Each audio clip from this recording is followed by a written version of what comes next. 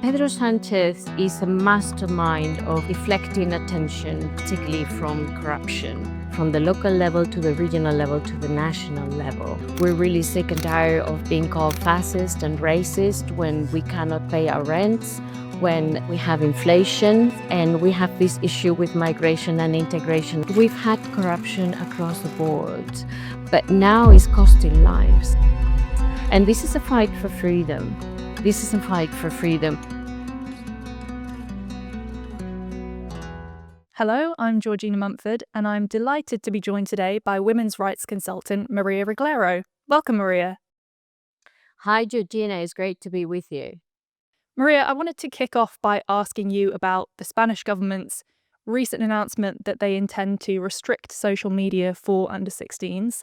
You're based in Spain. This is a conversation that we've been having in the UK as well. It's a conversation that other countries have been having increasingly. Do you feel that this really is an attempt to reduce harm for teenagers online, or do you think that there might be something else at play here? Well, first of all, I think it's great that Spiked is covering what's happening in Spain, because we have been living through a bit of a madness for the last few years with these so-called progressive coalition government. And yes, the last thing is this ban for under 16s on social media, which has been sort of packaged and framed as child protection, limiting, harming children and things like that. But actually, there's a very clear agenda in terms of controlling narrative and what we call in Spanish the relato, which is the narrative around criticism of the government. So basically, introducing this ban will mean that any other person using social media would have to have some kind of biometrics ID. So essentially, is introducing a digital ID for for Spanish people. So it's very much a digital ID on the back door, if you like. So it's definitely a push to control the political narrative by a government that is struggling to cling onto power. That's my take on it. And this announcement follows Prime Minister Pedro Sanchez's announcement that 500,000 immigrants will now be regularized in Spain. Do you think that that's in any way connected to these sort of crackdowns on social media and restrictions of online platforms and communication? It certainly is. I think Pedro Sanchez is a mastermind of gaslighting and deflecting attention, particularly from corruption. So I think he's sending these very sort of polarizing news to derive attention from the structural corruption that his government has. But certainly, migration as it is in the UK is a very sensitive issue. We're a welcoming country, but we also like to control our borders, and we certainly don't want people coming here who are not going to contribute to society. We have overstretched public services. We have had issues with crime raising and very much linked to certain groups of migrants, including violence against women. And we have all rights to actually push back on a policy that will, grant residency to 500,000 and probably many more. And most times we don't know who these people are, and we have the right to push back. And but of course, the left wing, the sort of so-called left wing progressive coalition, is calling any other person in Spain that is critical on their migration policy a fascist and a racist. But I don't think that's sticking any longer. I think people are very much in Spain worried about bread and butter issues, or bread and olive oil issues. We have a housing crisis. We have a cost of living crisis. We have high unemployment, one of the highest percentages of unemployment in Western Europe, and certainly very high amongst young people. And we have all the right to push back on migration policies that we don't see the benefit for Spanish people and people living here who are contributing, who are immigrants. And also I think that, if you, I don't know if you saw that clip of our former Minister of Equality, who is now an MEP at the European Parliament, talking about replacement theory, saying, yes, we want, I mean, she's absolutely unhinged, this woman. And she said, of course, we want replacement theory of fascist, of racist, with migrants and working people. At the end of the day, any other person that does not buy the whole woke ideology is a racist in Spain by their sort of definition. But like I said, the word is no longer sticking. As much as we are a country that we're very sensitive about fascism because of our history, right now, like I said, the word has really lost its meaning, and people want to put on the agenda the bread and olive oil issues. And migration at this point, I mean, legalizing 500,000 migrants in Spain is going to create certainly a lot more issues, is going to exacerbate some of the issues that we are already experiencing. So that, to keep a long story short, I mean, there's also the fact that this could be very much social engineering, in the sense of, let's make as many migrants residents and voters eventually. That would be sort of, a demographic that will be voting for the Socialist Workers' Party, because the Socialist Workers' Party is very big on handouts and benefits to people who are not actually working. Now, some people might be falling on hard times, and that's fine to have a welfare state for that. But others are just really, like, not happy to work, because working will mean they will earn less than they would earn by sitting at home. And the Socialist Workers' Party propaganda machinery, now that we will have in 2027 elections, would be handouts for a lot of people. So yeah, this is social engineering, if you ask me. And you mentioned corruption there. Spain has actually fallen for its fifth consecutive year in the corruption index, and that places it below Rwanda and Saudi Arabia, which are literal authoritarian regimes. For people in the Anglophone world who aren't really aware of the kind of corruption scandals currently going on in the Spanish government, could you outline a few of those? Yes, first and foremost, I think it's important to understand that corruption happens across the board in Spain. It's very ingrained in Spanish society, from the local level to the regional level to the national level. So we have suffered corruption for years. I think Sanchez has taken it to another level. And right now, I mean, his government is really full of corruption. His family, members of his family are indicted. His wife, his brother, his inner circle is indicted, and some of them are now sitting in prison in pre-trial detention for corruption, for bribery. Uh, and the thing is, like I said, we've had corruption across the board, but now it's costing lives.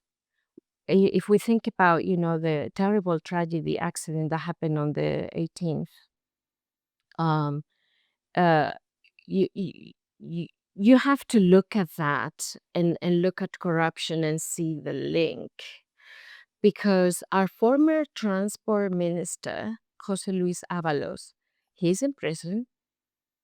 The former director of ADIF is like the state-owned company that manages the railway. She's indicted for corruption in the Coldo case. And Coldo Garcia, who was an advisor to the former Minister of Transport, is also in pre-detention prison for corruption. And corruption is very much during the procurement of masks during the COVID-19 pandemic. So there's fraud, there's bribery, there's corruption, there's kickbacks. And so this is the inner circle of the prime minister, of Pedro Sánchez. So he's got his family indicted, he's got his inner circle in prison. And the fact is that there's been complete negligence of our railway for months. We used to be very proud of our railway system in Spain, because it had really modernized our high-speed trains, our commuter trains. But now everything is in shambles because we have so much nepotism and so many people managing transports who, I mean, Caldo himself, he was a bouncer at a brothel and he got a senior advisory position at the Ministry of Transport. I mean, it's crazy.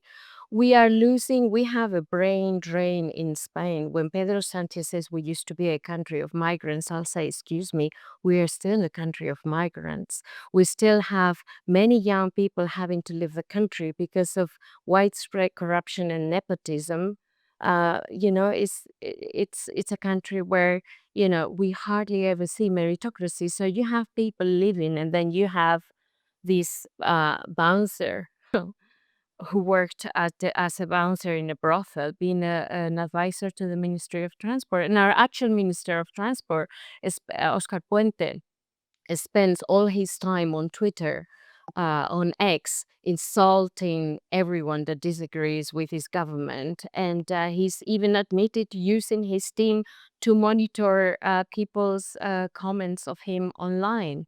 So no wonder we had so many delays. No wonder we had so many problems. And when the money is not going for maintenance, when the people that are dealing with the Ministry of Transport, they're, brothel um, bouncers, they're people who are not qualified to do their job, when they're people who are thinking about kickbacks and thinking about, how they can um, make money out of corruption and fraud, then eventually these things happen. It's a tragedy. 46 people died, and then another person, the train driver, a trainee train driver, died also on the train crash in Catalonia. I mean, the wall must have fallen on him, and he died. So this is Spanish people are really angry because it's not just corruption.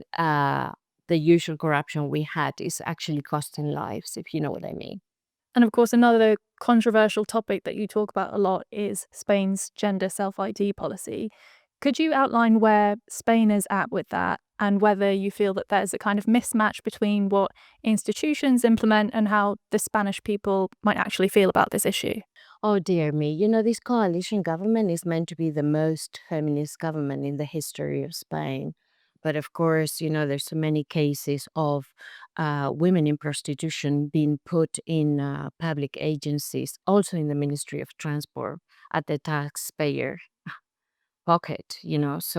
So these are the men that are claiming that this is the most feminist government in the history of Spain. And of course, in 2023, they passed the self ID, so you can change your sex in Spain.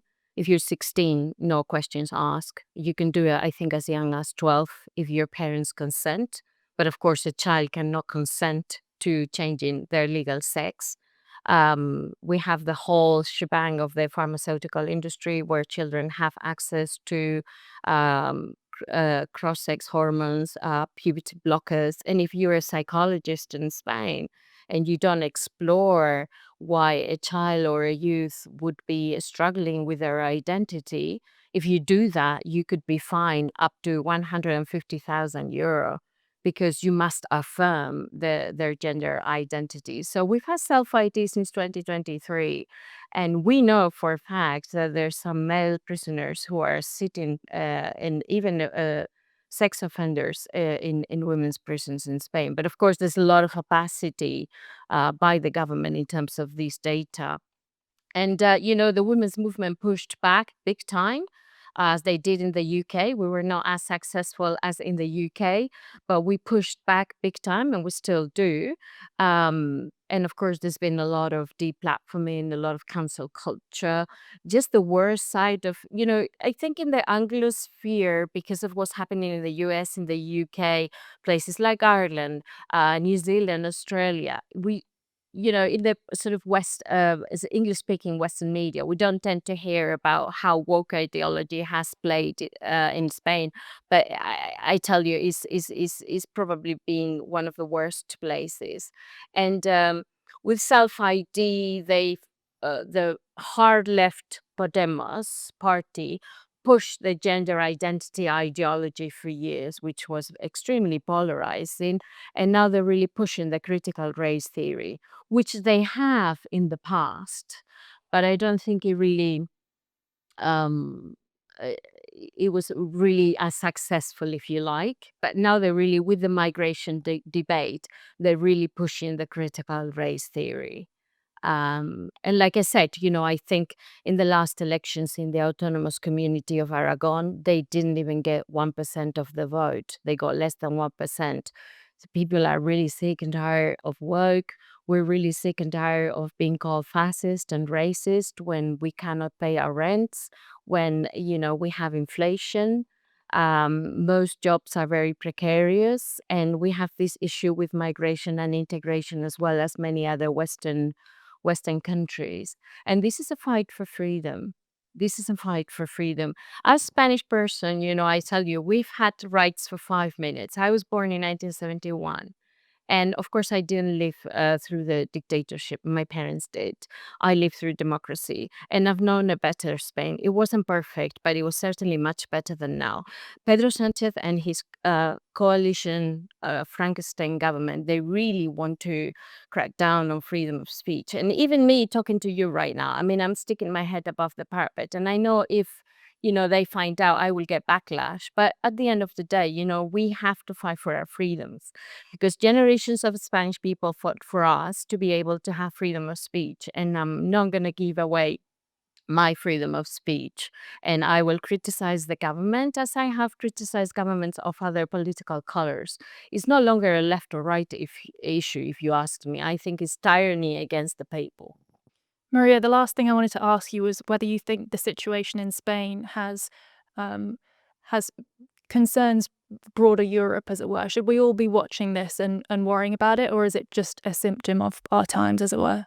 I think you should. I think you definitely should, because although Spain is not seen as influential as other Western countries, we still are a large economy. We have very strong ties to Latin America and the Caribbean. And certainly, we're part of the EU.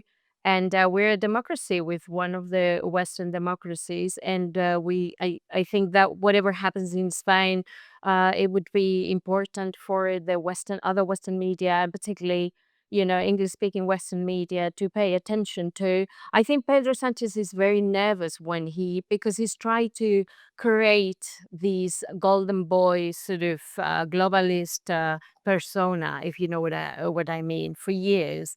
So he's tried to, and I think he wants to get his foot into an international organization or something like that. And so it's very important that the house of cards falls, and that everybody sees what's happening, and so we don't feel isolated.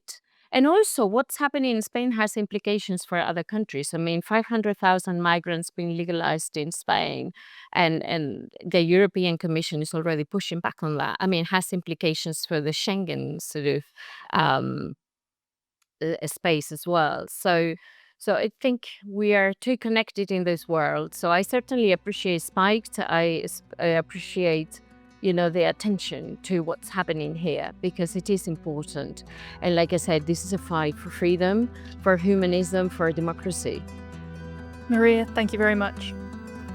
It's been great talking to you, Georgina.